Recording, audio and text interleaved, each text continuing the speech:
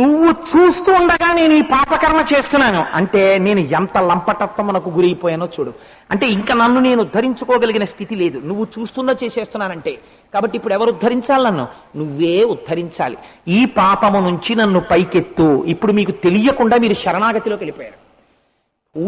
పూజా మందిరంలో ఉండదండి, ఇక్కడ ఉంటుంది పూజ అన్నది. ప్రతి పాపము చేసేటప్పుడు పూజ నడుస్తుంది, శరణాగతి. ఎప్పుడు మీకు తత్వం తెలిస్తే ఒక్క అవయార్ కథ మీరు రమణ మహర్షి దగ్గర వింటే మీరు శరణాగతి వైపుకు వెళ్ళిపోవచ్చు. ఇప్పుడు ఎంతమందిని ఉద్ధరించారు ఒక్కరికి ఆ కథ చెప్పి? ఎన్ని తరాలనైనా రమణ మహర్షి ఉద్ధరిస్తూనే ఉన్నారు. ఇప్పుడు ఆయన ఏమయ్యారు? శ్రీ గురువు అయ్యారు, పక్కన శకారము చేరినది. ఇది గురువు అంటే. లేకపోతే గురువు ఎలా అవుతాడండి? మీకు నేను ఇలాంటిదే ఒక ఉదాహరణ చూపిస్తాను.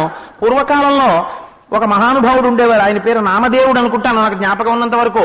ఆ నామదేవుడు పాండురంగడు ఆయన చక్కెర పొంగల్ నైవేద్యం పెడితే తినేవాడు. ఆయనకు ఒక అహంకారం ఉండేది, గుళ్ళోకి వెళ్ళి నేను పాండురంగడికి నైవేద్యం పెడితే చక్కెర పొంగల్ తింటాడని. కాబట్టి ఆయన గోరా కుంభార్ అనబడేటటువంటి ఒక కుమ్మరివాడి ఇంటికి వెళ్ళారు జ్ఞానదేవులతో కలిసి. జ్ఞానదేవులు ఆయనకి జ్ఞానం కలిగించాలని తీసుకెళ్లారు. ఆ గోరా కుంభార్కు ఒక శక్తి ఉంది, కుండలు కాలుస్తాడు ఆయన. ఆయన చేతిలో ఉన్నటువంటి పరికరంతో అవతల వాళ్ళ తల మీద కొట్టి పచ్చికుండా కాలినకుండా చెప్పేవాడు. అంటే బాగా జ్ఞానం ఉన్నవాడా లేనివాడా? అన్నం తింటుంటే వరసలో అందరి తల మీద కొట్టి ఇది కాలినకుండా, ఇది పచ్చికుండా అంటుండేవాడు. అందరి తల మీద కొడుతూ నామదేవుల దగ్గరికి వచ్చాడు. నామదేవుల తల మీద కొట్టబోతుంటే ఆయన అన్నాడు, రోజు పాండురంగడికి చక్కెర పొంగల్ ఎడతాను, నా తల మీద కూడా కొట్టడమే అన్నాడు. అంటే జ్ఞానదేవులు అన్నారు, పోన్లేవా పంక్తిలో బలవక్షం ఎందుకు, కొట్టని అన్నారు. అంటే తల మీద కొట్టి ఆయన అన్నాడు, అబ్బే ఇది పచ్చికుండా అన్నాడు. ఆయన తెల్లబోయాడు, పాండురంగడికి చక్కెర పొంగల్ ఎడతాను, నేను పచ్చికుండా అని ఈయన్ని కాదు అడగడం, పాండురంగడిని అడుగుతారని పరిగెత్తాడు గుడికి. పరిగెత్తి, స్వామి నాది పచ్చికుండా, నాకు భగవంతుడి గురించి తెలియదా, నేను పెడితే చక్కెర పొంగల్ తింటావు అన్నాడు. ఆయన అన్నాడు, ఏమనుకోకు కానీ నామదేవాన్ని ఇది పచ్చికుండా అన్నాడు. అదేమిటండి నేను పచ్చికుండా ఏమిటన్నాడు. నీకు పాండురంగడు అంటే ఎవరో తెలుసా? గుళ్ళో ఉన్న విగ్రహం ఒకటే పాండురంగడు, నీకు ఇంకెక్కడా పాండురంగడు తెలియడు. అసలు పాండురంగడు ఎక్కడ ఉంటాడో తెలుసుకోవాలంటే ఈ ఊరి చివర ఓ పాడుపడిపోయిన శివాలయం ఉంది. శివాలయంలో ఒక ఆయన పడుకుని ఉన్నాడు, విశోభాకేచరుడు అని. ఆయన దగ్గరికి వెళ్ళి ఆయన చెప్తాడు నీకు భగవంతుడంటే అన్నాడు. గబగబా నామదేవుడు పరిగెత్తుకుంటూ గుళ్ళోకి వెళ్ళాడు. వెళ్ళి గుడి శిథిలం అయిపోయింది. ఇలా తొంగి చూశాడు. ఒక ఆయన పడుకుని శివలింగం మీద కాలెట్టుకుని కాలు మీద కాలెట్టుకు పడుకుని ఉన్నాడు. పడుకుని ఉంటే లోపలికి వెళ్ళి ఈ ధూర్తుడా నాకు జ్ఞానం చెప్పేదని వెళ్ళబోతున్నాడు. ఆయన చూసి ఎవరయా వచ్చిందే అన్నాడు. లోపలికి వెళ్ళి బుద్ధి గడ్డి దీని వచ్చాను లేవయా, నీ వల్ల జ్ఞానం నేర్చుకోమన్నాడు పాండురంగడు. శివలింగం మీద కాళ్ళు ఎట్టావు, నువ్వు నాకు చెప్తావా అన్నాడు. ఫోన్ లేవయా, ఏదో తప్పైపోయింది, శివలింగం మీద కాళ్ళు ఎట్టాను, పెద్దవాణ్ణి తెలియక పెట్టాను, తీసి శివలింగం లేని చోట నువ్వు పెట్టు కాలు అన్నాడు. ఆ రెండు కాళ్ళు పట్టుకుని ఇలా తిప్పి పెట్టాడు, అక్కడ శివలింగం పుట్టింది. ఇంకో చోట పెట్టాడు, అక్కడ శివలింగం పుట్టింది. కాళ్ళు ఎటు తిప్పితే అక్కడ శివలింగాలు పుట్టాయి. అప్పుడు ఆశ్చర్యపోయి, ఇది ఎక్కడ ప్రారంధం అయ్యా, నీ కాళ్ళు ఎక్కడికి తిప్పితే అక్కడ శివలింగాలు పుడుతున్నాయి అన్నాడు. అసలు శివుడు కానుదోటి నాకు చూపించన్నాడు. అన్ని శివుడే, ఇంకెక్కడ పెట్టను కాళ్ళు, పెడితే శివుడి మీదే పెట్టాలి, ఇంకోటి లేదన్నాడు. ఇది జ్ఞానం. అంతటా వ్యాప్తి చెందిన పరమాత్మని తెలుసుకోవడం జ్ఞానం. ఈ జ్ఞానాన్ని చెప్పి అవతల వారిలో ఉన్నటువంటి కల్మష బుద్ధిని కడగాలి. అసలు అందుకేనండి పూర్వం మహాత్ములంటే మహాత్ములే. మహాత్మా గాంధీ గారి దగ్గరికి రాజేంద్ర ప్రసాద్ గారు వచ్చి, ఏమండి నేను స్వాతంత్రోద్యమంలో పాల్గొందాం అనుకుంటున్నాను, మీతో కలిసి నడుద్దాం అనుకుంటున్నాను అన్నారు. గాంధీ గారు చెరకా ఉడుకుతున్నారు. ఉడుకుతా ఆయన అన్నారు, ఓహో మీరు దేశ సేవ చేద్దాం అనుకుంటున్నారు, అయితే నేను చెప్పిన పని మీరు చేస్తారా? తప్పకుండా చేస్తానండి అన్నారు. ఒక 6 నెలల పాటు కుష్ఠురోగుల యొక్క మరుగుదొడ్లలో వారు విసర్జించినటువంటి మలాన్ని బుట్టలో ఎత్తి బయట పోస్తుండండి అన్నారు. తప్పకుండా అని రాజేంద్ర ప్రసాద్ గారు 6 నెలలు సబర్మతి ఆశ్రమంలో కుష్ఠురోగుల యొక్క విసర్జించినటువంటి మలాన్ని తట్టలో ఎత్తి బయట పోస్తుండేవారు. గాంధీ గారికి ఆయన మీద విశ్వాసం ఏర్పడింది. ఆయన భారతదేశానికి రాష్ట్రపతి అయ్యాడు రాజేంద్ర ప్రసాద్ గారు. మహాత్ములంటే మహాత్ములే వాళ్ళు. వాళ్ళు అలా అంతటా ఈశ్వరుణ్ణి చూడగలిగేవారు వాళ్ళు. కాబట్టి ఇలా అవతల వారిలో కల్మషాన్ని కడగగలిగిన వాడెవరో వాడు శ్రీకారములో షకారం ఉన్నవాడు. రెండవదేది ఉండాలి, రకారం ఉండాలి. రకారం ఉండడం అంటే ఏమిటో తెలుసా అండి? అదొక ఆశ్చర్యకరమైనటువంటి విశేషం. అవతల ఉన్నటువంటి వారిలో కల్మషాన్ని కడిగేసేయడానికి యువతల ఉండేటటువంటి గురువులో తేజస్సు ఉంటే సరిపోతుంది. కానీ యువతల ఉండేటటువంటి గురువులో సత్వగుణ ప్రధానుడై ఉండాలి. అంటే చాలా మంచితనంతో చాలా సత్వబుద్ధితో ఉండి అవతల వాడికి అహంకారం వస్తే తనకి అహంకారం వచ్చేసింది అనుకోండి, అవతలవాడు దారి తప్పిపోయాడు, దారి తప్పిపోయి విచ్చలవిడితనంతో ప్రవర్తిస్తున్నాడు, యువతలవాడు కూడా దారి తప్పిపోయాడు అనుకోండి, ఇంకా గురువులు కొట్టుకుంటే అంతకన్నా అసహ్యం ఉంటుందండి ప్రపంచంలో. గురువు అనిపించుకోవాలనుకున్నవాడు తెగబడి దెబ్బలాడకూడదు, మౌనం వహించి తన మీద తిరగబడిన వాడికి జ్ఞానం కలగాలని ఈశ్వరుణ్ణి ప్రార్థన చెయ్యాలి, వాడు గురువు అంటే.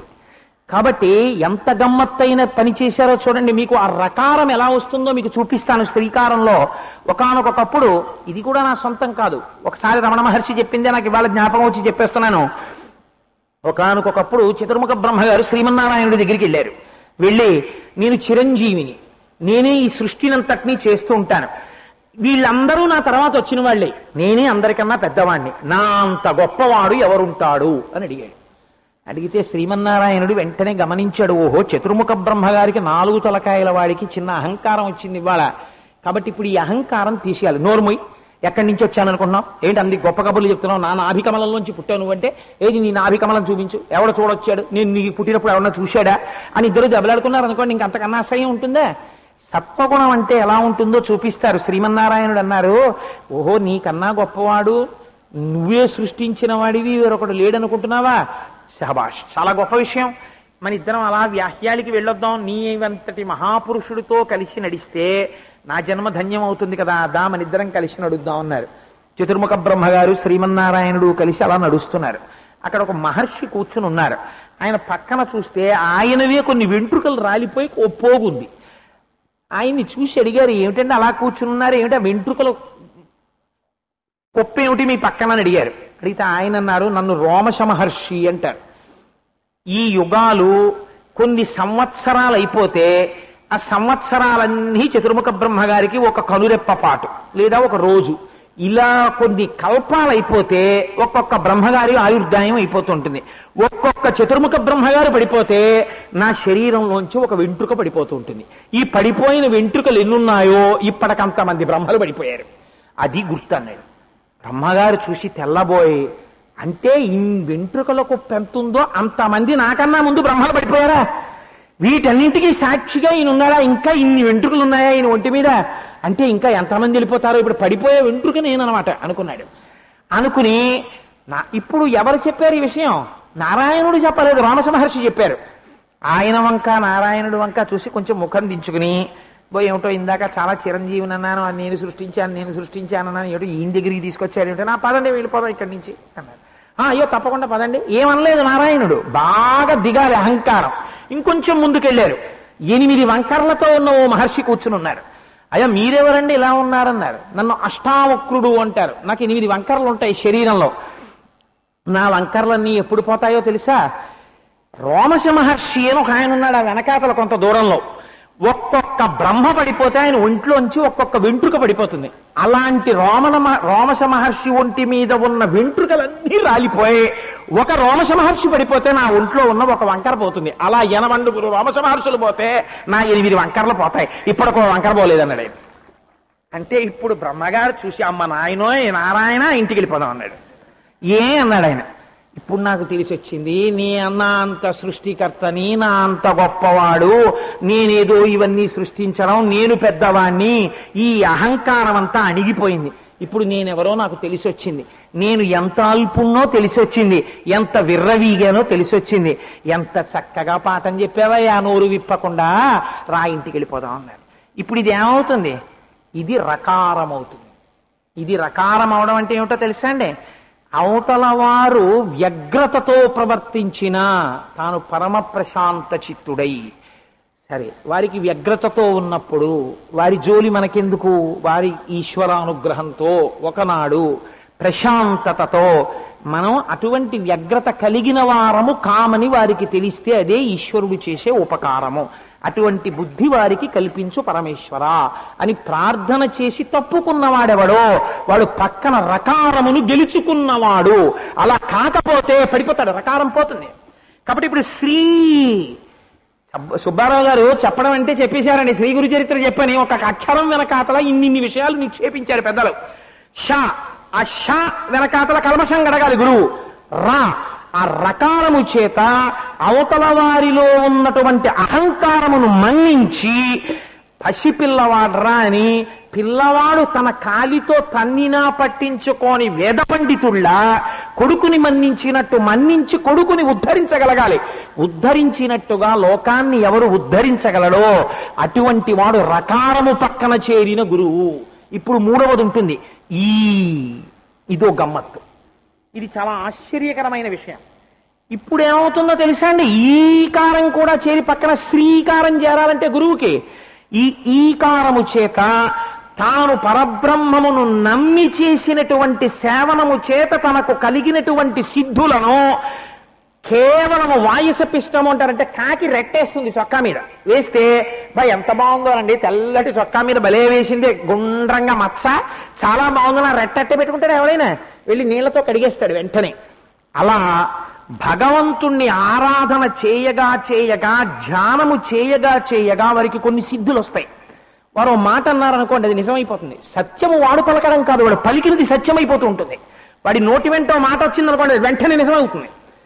అందుకే వారు ఆశీర్వచనం దీర్ఘాయుష్మాన్ భవ అన్నాడు అనుకోండి, అవతల వారికి అల్పాయుర్దాయం ఉన్న దీర్ఘాయుర్దాయం అయిపోతుంది. ఎందుకంటే ఆయన తపశ్శక్తి అటువంటిది, ఆయనకున్న భక్తి అటువంటిది. కాబట్టి ఇప్పుడు ఏమవుతోంది అంటే వారికి సిద్ధులు వస్తాయి. వారు ఇక్కడే ఉంటారు కానీ ఆకాశగమనం చేయగలరు, ఆకాశంలో వెళ్ళిపోతారు. శంకర భగవత్పాదాచార్యుల వారు ఆ మండన మిశ్రుడు తద్దినం పెడుతున్నాడు తండ్రికి. తద్దినం పెడుతూ ఎవ్వరూ చూడకూడదని తలుపులు వేసేశాడు. వేసేస్తే శంకర భగవత్పాదాచార్యుల వారు ఆకాశ మార్గంలో వచ్చేశారు. వచ్చేసి మండన మిశ్రుడు తద్దినం పెడుతున్నటువంటి గదిలోకి కిందకి దిగిపోయారు, పైన స్లాబ్లోంచి. అలా ఎలా దిగిపోతారండి అంటే ఎవరు మూలాధార చక్రాన్ని గెలిచేశారో, కుండలినీ శక్తిలో షట్చక్ర భేదనంలో మూలాధారాన్ని గెలుస్తారో వాళ్ళని పంచభూతాల్లో పృథివీ ఆపలేదు. ఇంకా వాళ్ళు ఆ గోడలలోంచి కర్రల్లోంచి వాళ్ళు వెళ్ళిపోతారు. ఆ వెళ్ళిపోగలిగిన శక్తి మూలాధార భేదనం వల్ల వస్తుంది. కానీ అలాంటి ప్రయోగాలు కానీ ప్రయత్నాలు కానీ చేయకూడదు, గురువు పక్క నుండి చేయించాలి. ఏదో పొరపాటున నేను అన్నాను ఇవాళ సభలో. కాబట్టి అలా శంకర భగవత్పాదులు పైనుంచి కిందకి దిగగలిగారు. అది యోగ విద్య, అది అందరూ చెయ్యలేరు. మనం చెయ్యలేం కాబట్టి అసత్యంగా కనపడుతుంది. కానీ ఆ యోగ విద్య తెలుసున్న వాడు చెయ్యగలరు, అలా వెళ్ళగలరు వాళ్ళు. కాబట్టి ఇప్పుడు ఏమైంది, వాళ్ళకి అష్టసిద్ధులు వస్తాయి. అనిమా గరిమా లఘిమా మహిమ ఇలాంటివి. కానీ ఈ అష్టసిద్ధులు వచ్చాయనుకోండి, ఏదో ఒక సిద్ధి దగ్గర స్టకప్ అయ్యాడు అనుకోండి, ఏదో ఒక సిద్ధి ఏదో సృష్టించగలడు, లేకపోతే ఏదో చేయగలడు.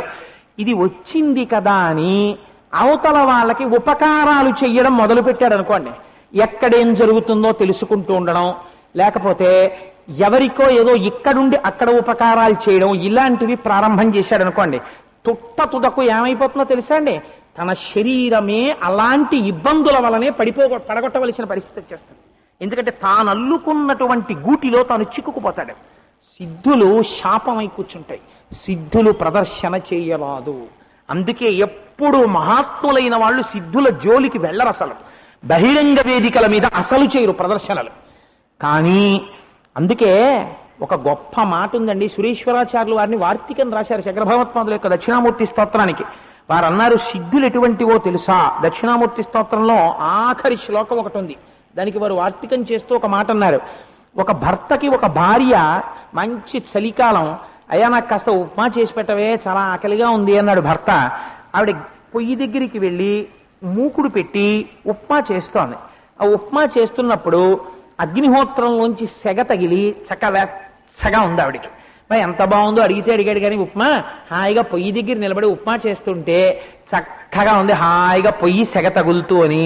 ఉప్మా తయారైపోయిన తర్వాత కూడా ఆవిడ సెగ కోసమే నించుంది అనుకోండి, ఉప్మా మాడి మసి అయిపోతుంది, భర్తగా పెట్టడానికి బొగ్గులు మిగులుతాయి. ఎప్పటి వరకు మాత్రమే వేడి? ఉప్మా కోసం వేడి. ఉప్మా తయారైపోతే ఆ వేడితో సంబంధం లేదు, పొయ్యి ఆర్పేస్తున్నాడు. సిద్ధులు అన్నవి ఆత్మ సందర్శనం కోసం నడిచి వెళ్ళిపోవాలి తప్ప సిద్ధులకి కట్టుబడిపోయాడు అనుకోండి, అక్కడే ఆగిపోతాడంతే, సిద్ధిని పొందలేడు. ఒక రమణ మహర్షిల జ్యోతిస్వరూపమై వెళ్ళిపోలేడు. ఎందుకని? సిద్ధులకి కట్టుబడిపోయాడు, సిద్ధుల ప్రదర్శనం చేశాడు, దానికే మళ్ళీ శరీరాన్ని పణం పెట్టవలసి వస్తుంది. మహాత్ములు చూపించారు కూడా, అందుకే చేయకూడదు తర్వాత తరాల వాళ్ళకి చూపించడానికి. కాబట్టి ఏమైపోయింది అంటే, ఇలాంటి సిద్ధుల ప్రదర్శన చేయకుండా తనకి తపశ్శక్తితో కేవలం ఆత్మదర్శనం చేస్తూ నిలబడిపోతారు మహర్షులు. ఇలాంటి మహర్షులు ఈకారం అంటే ఏమిటో తెలుసా అండి? ఆర్తితో వచ్చి ఒకానొక నాడు ఒక శిష్యుడు కాళ్ళ మీద పడిపోతాడు. పడిపోయి అయా మీరు నన్ను రక్షించాలంటాడు. ఇప్పుడు గురువు తనకున్నటువంటి శక్తి చేత దివ్య దృష్టి అంటారు, అంతర్ముఖుడై ఎందువల్ల ఇతనికి ఈ కోరిక తీరలేదు చూస్తాడు. చూసి ఆ కోరిక తీరుస్తాడు. అంటే యువతల వారికి కలిగిన కష్టాన్ని తన తపశ్శక్తితో గట్టెక్కిస్తాడు. అలా ఎక్కించిన సందర్భాలు ఉన్నాయా? మీకు నేను ఒక ఉదాహరణ చూపిస్తాను. రామాయణానికి ముందు రఘువంశము అని కాళిదాస మహాకవి ఒక మంచి అద్భుతమైన కావ్యాన్ని చేశారు. ఆ రఘువంశ కావ్యంలో దిలీప చక్రవర్తి అని ఒక చక్రవర్తి, ఆయనకి సంతానం కలగలేదు. ఎంతకి సుదక్షిణాదేవి అని ఆయన భార్య. ఆయనకి సంతానం కలగకపోతే వశిష్ఠ మహర్షి యొక్క పాదాలు పట్టుకున్నాడు. పట్టుకుని అయ్యా నాకు సంతానం కలగట్లేదు, నా వంశమంతా కూడా నాతోటే అంతరించిపోతుందేమో అని నేను భయపడుతున్నాను, అందుకని నాకు పుత్ర సంతానం కలిగేటట్టుగా అనుగ్రహించండి, ఏ పాపము వలన నాకు బిడ్డలు కలగలేదు అన్నాడు. వెంటనే వశిష్ఠ మహర్షి కూర్చుని రాజా నీకెందుకు బిడ్డలు కలగలేదో చెప్తాను అని అంతర్ముఖుడై దివ్య దృష్టితో సందర్శనం చేశారు. ఇప్పుడు ఆయన తపశ్శక్తిని వ్యయం చేస్తున్నారా చెయ్యట్లేదా? వశిష్ఠ మహర్షి మీరు పక్షపాతంతో నిర్ణయం చెయ్యక్కర్లేదు, ఖచ్చితంగా ఒక సిద్ధిని ఆయన ప్రయోగం చేశారు. అంతర్ముఖుడై అవతల వాడికి ఎందుకు సంతానం కలగడం లేదో పసిగట్టడం తన తపశ్శక్తిని వ్యయం చెయ్యడమా కాదా? కానీ తనని నమ్ముకున్న వంశం, ఆ వంశం తనని నమ్ముకున్న చక్రవర్తులు తెల్లవారి లేస్తే కష్టమైన సుఖమైన తనకొచ్చి చెప్పుకునేటటువంటి అలవాటు ఉన్నవారు, వారిని తను కాకపోతే ఎవరు గట్టెక్కిస్తాడు? చాలా అరుదుగా అప్పుడు ఉపయోగిస్తారు సిద్ధిని. వశిష్ఠుడు అంతర్ముఖుడయ్యాడు. అంతర్ముఖుడై చూసి ఒక మాట అన్నాడు. ఒకానొక నాడు దిలీప మహారాజా, నువ్వు దేవేంద్రలోకంలో ఇంద్రుడికి అతిథిగా వెళ్ళావు. ఇంద్రుడు నీకు ఆతిథ్యం ఇచ్చి నిన్ను సాగనంపాడు. నీ భార్య ఋతుస్నాత అయి ఉన్నది. ఋతుస్నాత అయినటువంటి భార్యా సంగమం చెయ్యకపోవడం పురుషుడికి మహాదోషం. కాబట్టి భార్యా సంగమం కోసమని నువ్వు తొందరగా గుర్రం మీద వెళ్ళిపోతున్నావు. బయట కల్పవృక్షపు నీడలో కామధేనువు పడుకునుంది. కామధేనువు పడుకునుండగా కామధేనువుకి ప్రదక్షిణం చెయ్యకుండా నమస్కరించకుండా వెళ్ళిపోతున్నావు. వెంటనే కామధేను అంది, పిచ్చివాడా, ఋతుస్నాత అయిన భార్యా సంగమము దేని కొరకు? వంశాభివృద్ధి కొరకు. వంశాభివృద్ధి కొరకు ఋతుస్నాత అయిన భార్యా సంగమం కోసం పరిగెడుతున్నావు. కానీ ఏ సంగమ కారణం చేత నీ వంశం పెరగాలో ఆ వంశము పెరగకుండా నీకు సంతానము కలగకుండా ఆగిపోతుంది. కారణం నాకు నమస్కరించకుండా వెళ్ళిపోయావు కాబట్టి ఈ అపచారము నిన్ను అడ్డుకుంటుంది అని. కానీ రాజుకి వినపడలేదు, ఆ రథాన్ని తోలుతున్నటువంటి సారథికి వినపడలేదు. కారణమేమి అని అడిగారు. ఎందుకు వినపడలేదు రాజుకి? అదే సమయంలో ఆకాశ గంగా జలాలని తన తొండ నిండా పీల్చి పైన కుంభస్థలం మీద పోసుకున్నటువంటి ఒక ఏనుగు తొండనెత్తి ఘీంకరించింది పెద్దగా. ఆ ఘీంకార శబ్దంలో రాజుకి ఈ కామధేనువిచ్చిన శాపం వినపడలేదు. అదే కామధేను ఒక మాట అంది, నువ్వు మళ్ళీ ఎప్పుడు నా వంశంలో ఉన్నటువంటి ధేనువుని సేవిస్తావో అప్పుడే నీకు సంతానం కలుగుతుంది అంది. ఇప్పుడు ఈ విషయాన్ని అక్కడ లేని వశిష్ఠుడు ఇక్కడ కూర్చుని కాలచక్రంలో వెనక జరిగిన విషయాన్ని కనిపెట్టాడు. అంటే సిద్ధి ప్రయోగం చేశాడా లేదా? చేశాడు. చాలా అరుదుగా చేశాడు. చేసి ఉత్తర క్షణం, రాజా నువ్వు నందినీ ధేనువుని సేవించాలి. కామధేనువుని సేవించడానికి ఇప్పుడు కామధేనువు ఇక్కడ లేదు. వరుణుడు పాతాళ లోకంలో దీర్ఘసత్రయాగం చేస్తున్నాడు. అక్కడికి తీసుకెళ్లారు కామధేనువుని. కామధేనువుని సేవించిన, కామధేనువు యొక్క బిడ్డ అయినటువంటి నందినీ ధేనువుని సేవించిన ఒకటే. కాబట్టి నందినీ ధేనువు నా ఆశ్రమంలో ఉంది, మేతమయ్యడానికి వెళ్ళింది, ఆ నందినీ ధేనువుని సేవించు అన్నాడు. ఆయన ఈ మాట అంటున్నాడు, నందినీ ధేనువు వచ్చింది. వెంటనే సుదక్షిణాదేవి వెళ్ళి ఆ దూడకి ఆ కామధేనువుని పూజించింది. అందుకే గోపూజ అంత గొప్పదై కూర్చుంది. శాస్త్రంలో అన్ని దోషాలని తీసేస్తుంది. అందుకే మన భాగవతం చెప్పినప్పుడు గోపూజ చేశాం ఒక రోజున. సరే, కాబట్టి ఆ రోజున వశిష్ఠ మహర్షి అలా చూసి చెప్పబట్టి నందినీధేనువుని సేవించినటువంటి పుణ్యం చేత దిలీప చక్రవర్తికి రఘుమహారాజు గారు పుట్టారు. కాబట్టి ఇప్పుడు గురువు తనని నమ్ముకున్నటువంటి శిష్యుడు ఏదో కష్టం వచ్చినప్పుడు పరిగెత్తుకుంటూ వచ్చేసి నన్ను గట్టెక్కించే అన్న వాళ్ళ కోసం కాదు. ఎవరి కోసం? తనని వంశమంతా నమ్ముకుంది. ఇలాంటి వంశంలో పొరపాటు జరిగింది, కావాలని చెయ్యలేదు. స్వధర్మాచరణంలో వెళ్ళిపోవడంలో గభాలన కామధేను ఇచ్చిన శాపం ఆ ఏనుగు యొక్క ఘీంకార శబ్దంలో వినపడలేదు. ఇప్పుడు తాను ఉపకారం చేసి తీరాలి కాబట్టి ఇప్పుడు తాను ఉపకారం చేశాడు. ఉపకారం చేసి వంశము పెరిగేటట్టు చేశాడు. ఇలా తనని నమ్ముకుని తన వెంట నడిచినటువంటి శిష్యుడికి ఇహమునందు ఉండవలసినటువంటి కోరికలు తీరకపోతే, అవి ధర్మబద్ధమైన కోరికలైతే, ఆ కోరిక తీర్చడానికి తన తపశ్శక్తిని అడ్డు పెట్టి తీర్చగలిగిన సమర్థుడైతే ఈకారము పక్కన చేరుతుంది. ఇప్పుడు శకార రకార ఈకారములు చేరాలంటే ఎవడు తన తేజశక్తితో తన శిష్యుల కల్మషములు కడగగలడో, ఎవడు తన సత్వబుద్ధితో తన శిష్యుడు చేసినటువంటి తన శిష్యుడికున్న అహంకారమును నవ్వుతూ ఊరుకుని విరవగలడో, ఎవడు తన శిష్యుడు తనని నమ్ముకుని తనతో తిరుగుతున్నవాడు, తనని నమ్ముకున్నవాడు, తనని పూజించేవాడు, కష్టమైన సుఖమైన నా గురువే నాకు సంపద అని నమ్ముకున్నాడో, అటువంటి వాణ్ణి ఉద్ధరించడానికి తన తపశ్శక్తిని అడ్డుపెట్టి రక్షిస్తాడో, అటువంటి గురువు శ్రీకారమున్న గురువు. ఇప్పుడు శ్రీ గురు చరిత్ర. ఇప్పుడు కాబట్టి శ్రీ ఈ శకార రకార ఈకారముల చేత పక్కన ముందు ఉండి ఈ మూడక్షరముల చేత సమర్థింపబడుతూ ఉన్న గురువు ఎవరున్నారో అటువంటి వారి గురించి మేము మాట్లాడుతున్నాం. అంతేగాని అల్లాటప్పా గురువుల గురించి మాట్లాడడానికి ఈ నవరాత్రులు చెయ్యట్లేదు. కాబట్టి ఇప్పుడు ఏమైంది? వ్యయనామ సంవత్సర ప్రారంభ దినం నాడు శ్రీ గురుభ్యో నమః అనడం అయింది. అటువంటి మహాత్ముల యొక్క పేరు విన్నంత మాత్రం చేత పాపములు కడగబడుతున్నాయి. ఇప్పుడు అలాంటి శ్రీ గురువు ఎవరు అంటే, ఒక గురువుని మొత్తం ప్రారంభం చెయ్యాలి. ఎవరి వైపు వేలు తిప్పాలి? ఎంత కష్టం చూడండి. ఎంతమంది ఉన్నారు మీకు ఇందాకనే చెప్పాను, బోలెడంతమంది ఉన్నారు. శంకర భగవత్పాదులు లేరా? లేకపోతే రమణ మహర్షి లేరా? లేకపోతే రామకృష్ణ పరమహంస లేరా? వివేకానందుడు లేడా? చంద్రశేఖర బ్రహ్మాచార్య స్వామి లేరా? సాయిబాబా గారు లేరా? మరి ఏ గురువు గురించి నువ్వు మాట్లాడాలి? మొట్టమొదట మాట్లాడినప్పుడు నువ్వు మాట్లాడవలసి వస్తే పరమధైర్యంతో శ్రీ గురు చరిత్ర ప్రారంభం చేస్తే, గురువు అని నువ్వు మొదట స్మరించినప్పుడు, చెప్పవలసినప్పుడు ధైర్యంగా కొన్ని కోట్ల మంది పాపాలని కడిగేసి అందరిలో పుణ్యాన్ని నింపేసి, ఇక్కడే ఇప్పుడే ఈ లోకంలో సద్యోజాతం ప్రపద్యామి సద్యోజాతాయ వై నమో నమః భవే భవే నాతి భవే భవస్వాం భవోద్భవాయ నమః, మోక్ష మార్గం వైపుకి తిరగగలిగినటువంటి జ్ఞానోపదేశము చేసినటువంటి సద్గురు అయిన మహాపురుషుడు దత్తాత్రేయుల వారితో ప్రారంభం చేయి అని శాస్త్రం నిర్దేశం చేసింది. కాబట్టి ఇప్పుడు శ్రీ గురు అన్నప్పుడు ఎక్కడ మొదలు పెట్టాలి? దత్తుడితో మొదలెట్టాలి. దత్తుడన్న పేరెందుకు? దత్తుడు ఏమిటండి? దత్తాత్రేయుడు ఏమిటండి ఆయన పేరు? ఆ పేరు ఎవరు పెట్టారు? ఎవరైనా పెట్టారా? పెట్టబడినదా? ఆ పేరుతో వచ్చారా? పేరు ఉంటే కానీ రూపం ఉండదా? రూపం అంటే పేరు ఉండదా? నామరూపాలు ఉంటే గురువు ఎందుకు అవుతాడు? ఆ పేరేనా? పేరు వెనక రహస్యం ఉన్నదా? అసలు ఆయన ఆవిర్భావము వెనక ఉన్న రహస్యమేమి? ఆయన ఎలా శ్రీ గురువుగా లోకమునందు ఇప్పటికీ ఉన్నారు? గురువుకి వెళ్ళిపోవడం అన్నది ఉండదు ఎప్పుడూను. గురువు సర్వవ్యాపి అయి నిలబడిపోతాడు.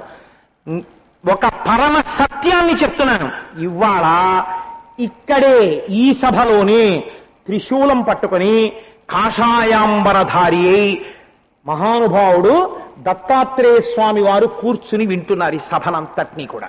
వారి అనుగ్రహం లేకపోతే అసలు శ్రీ గురు చరిత్ర ప్రారంభమే కాదు. కాబట్టి అటువంటి గురువులు కూర్చోపట్టే గురు చరిత్ర వాగ్రూపముగా విడుతోంది. అది వినడము చెవుల ద్వారా లోపలికి ప్రవహించినటువంటి గంగా పునీతం చేసేస్తోంది. అది ఆ వినడం చేత ఎన్ని పాపాలు ఎగిరిపోతున్నాయో, ఎన్ని పాపాలు ఎగిరిపోతుంటే కలిసి రావలసినవి కలిసి వస్తాయో, ఎన్ని కోరికలు తీరుతాయో. అందుకే ఒక మాట చెప్తారు, ఏమంటే ఈ కష్టం వచ్చింది గురుచరిత్ర పారాయణ చేయి. ఏమంటే ఈ కష్టం వచ్చింది గురుచరిత్ర పారాయణ చేయి. పిల్లకి పెళ్ళవలేదు గురుచరిత్ర పారాయణ చేయి. ఉద్యోగం రాలేదు గురుచరిత్ర పారాయణ చేయి. ఏమంటే డబ్బులు లేవు గురుచరిత్ర పారాయణ చేయి. ఏమంటే అప్పులు పారైపోయాను గురుచరిత్ర పారాయణ చేయి. ఏమంటే అసలు మనశ్శాంతి ఉండట్లేదు గురుచరిత్ర పారాయణ చేయి. అదేమిటంటే ఒక గురు చరిత్ర ఇన్నింటికి ఎలా పనికొస్తుంది అంటే, ఆ గురువు యొక్క చరిత్రని పారాయణ చేయుట అంటే ఆ గురువును నీ మనస్సులో నిలబెట్టుకొనుట. ఆయన ఒకసారి వచ్చి ఇలా కూర్చుని పాదం కదపగానే ఎగిరిపోతాయంతే పాపాలన్నీ. అందుకే పాదుక మాత్రమే వేసుకుంటారు, చెప్పులు వేసుకోరు. చెప్పులు ఎందుకు వేసుకోరో, పాదుకు ఎందుకు వేసుకుంటారో, వేసుకున్నప్పుడు కూడా దత్తాత్రేయ స్వామి వారు ఒక పాదుక కనపడేటట్టుగా పాదుక విప్పేసి కాలు కింద పెట్టి పాదుకతో కూడిన వేరొక పాదాన్ని తొడ మీద వేసుకుంటారు. ఒక పాదుక కనపడేటట్టుగా ఎదురుగుంటుంటుంది. ఎందుకు అలా గురుపాదుక ఎదురుగుండా ఉంటుందో, దత్తాత్రేయుల వారు ఎందుకు అలా ఉంటారో, ఆ మూర్తి రహస్యమేమో, ఏ మూర్తి స్వరూపాన్ని తెలుసుకుంటే పాపములు పటాపంచలైపోతాయో అటువంటి విషయాల్ని రేపటి రోజున మీకు విజ్ఞాపన చేస్తాను. సర్వం శ్రీ ఉమామహేశ్వర బ్రహ్మార్పణమస్తు. స్వస్తి.